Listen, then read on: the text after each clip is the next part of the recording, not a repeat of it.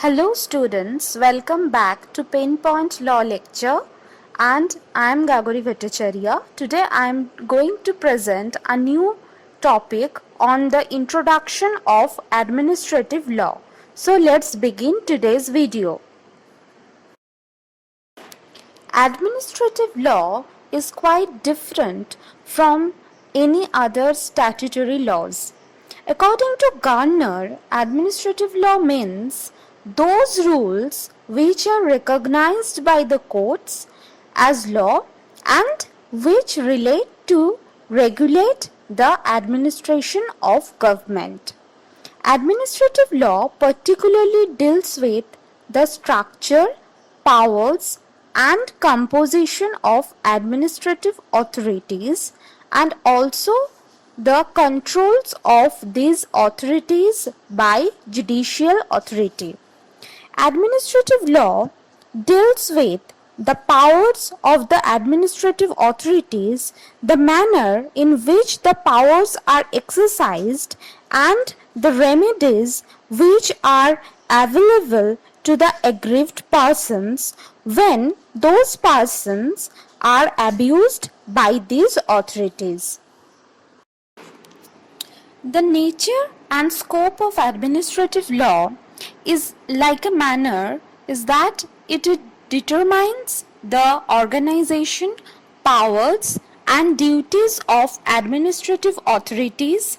The emphasis of administrative law is on procedures for formal adjudication based on the principles of natural justice and the rule making. Administrative law specifies the rights and liabilities of private individuals in their dealings with public officials and also specifies the procedures by which those rights are and liabilities can be enforced by those private individuals. It provides accountability and responsibility in the administrative functioning.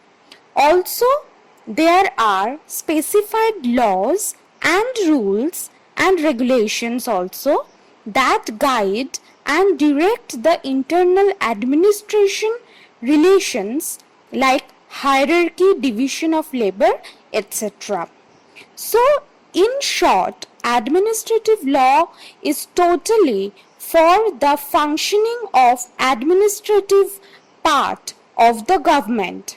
The administrative wing's functions are laid down under administrative law.